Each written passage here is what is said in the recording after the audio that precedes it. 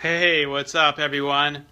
Mark Minard, author of Story of You, host of Elevate and Beyond. I'm just jumping on here real quick. I'm actually in Baltimore today, staying here by the harbor. Give you guys a quick little view of it. It's pretty sweet. If you guys can see that, we're up here at the Marriott.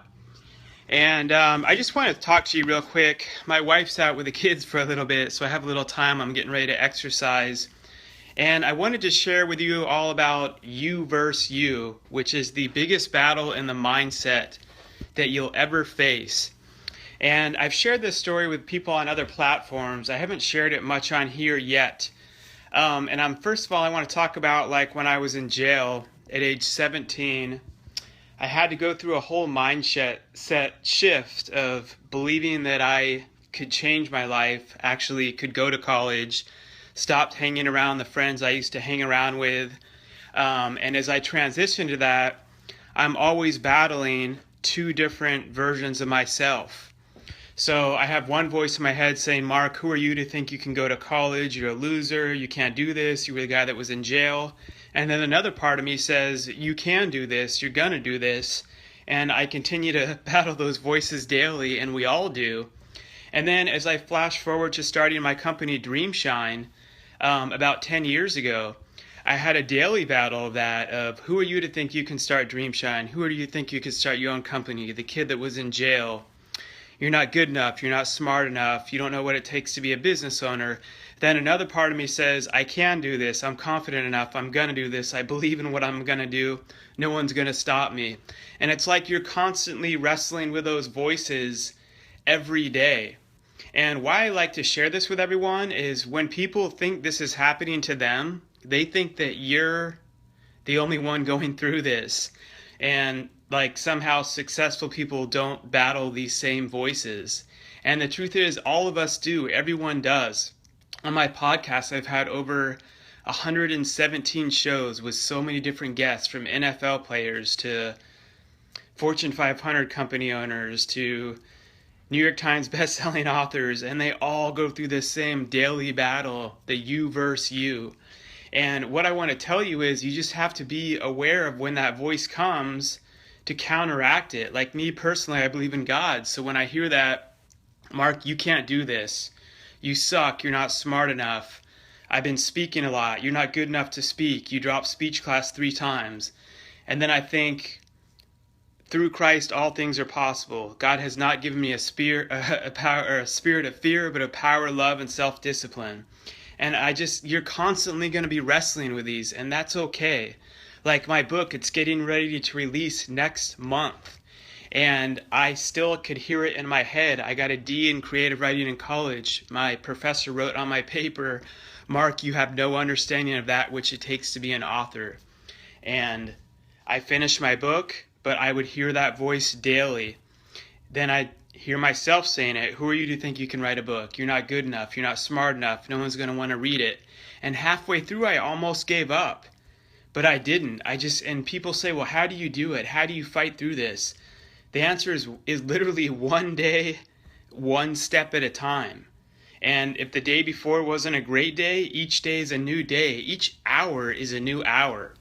And don't think that there's something wrong with you because you're having those voices that you battle. You have those two different versions of yourself that you're battling with ongoing.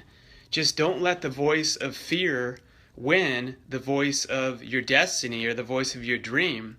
And what happened was, now my book is published by Morgan James Publishing, and it's being released next month across the country, all over Amazon, The Story of You. And it's been blowing my mind because had I allowed those voices of myself to stop me, it never would have happened. And even when I went to just go set up my first book signing at Barnes & Noble in Easton, in Columbus, Ohio, just last week, I met with a community director there. I remember as I was getting ready to meet with them, because they have hundreds and hundreds of authors coming in to try to set up book signings with them and have a big event. And I was hearing that voice in my head, who are you to think they're going to want to sign with you? Who are you to think they're going to want to do a book signing with you? You're not a famous author yet. They don't know who you are. And I had to push it away and say, I am not yet, but the book I'm doing is going to be a New York Times best-selling book. It's going to be. And it's okay to say that. Then when I say that, a voice pops in my head. Who are you to think you can be a New York Times best-selling author? You're so cocky, you're so arrogant saying that. It's not true. It's really not. I believe I'm going to be. I'm going to shoot for the moon. If I miss, I'll be amongst the stars. And I went in there, I met with a lady. We talked. I showed her everything that I had planned. It went amazing, and she ended up giving me the top spot at their busiest time in July. And they're actually blocking out like a quarter of the store for me. She immediately ordered 200 of my books, starting to display them, and they're making it like a huge event that day. But if I had allowed that other part of me, that other voice to win, I wouldn't have even gone into the Barnes & Noble. And it tried to talk me out of it. Then, after I was so excited I was victorious, now that voice is still battling me every day because she says we want to have at least 200 people show up. I'm going to have a mic hooked up to me. She wants me to do a talk.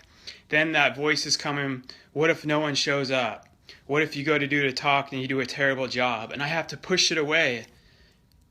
200 plus people will show up. It's going to be amazing. I'm going to speak. I'm going to help change lives. The book's going to help change lives. I'm not going to stop. But the thing is, what I'm sharing all this with you is I want you all to know we all go through these daily battles. So don't think you're alone when you have this wrestling, struggling with your own voice in your head. And don't think that these successful people don't go through that. And don't think that, well, you don't understand. They go through that. That's why they're able to be successful. But you don't get it, Mark. Me, like, I have so much fear and doubt all the time, and I can't be like those other people. Yes, you can, because I've struggled with, like, fear and doubt my entire life.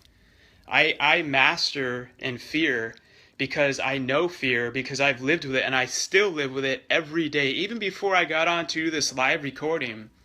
I mean, I've spoke in different places around the country now, and my podcast has over 500,000 viewers, but before I got on here, that voice in my head, who are you to think you should get on here, Mark? No one's going to want to see what you have to say, blah, blah, blah, blah. I pushed it away. Well, I'm going to get on here. I'm going to help some people with this message. I'm going to expose fear. We're going to talk about it. I know other people are going through it, and that's my why. So allow your why to be bigger than your fear. And what I want you to take away from this is know that everyone goes through it. So if you're having that voice of doubt battling you, wrestling with you, it's okay. Don't think that you're weird or that you can't do it because you have that. Realize that's part of it. It probably is. It should never completely go away because it means you're stepping out of your comfort zone. And when you're out of your comfort zone, that's when you're in your sweet spot. And that is where miracle territory occurs. So everyone watching this right now, I appreciate it. I'm going to start doing some more videos on here. So to all the fathers out there, have an awesome Father's Day. Watch out for the other F word. That's fear, false evidence appearing real. And just make it awesome. Don't give up. You versus you. Let the you that is awesome win. Have courage. One day, one step at a time. See you later.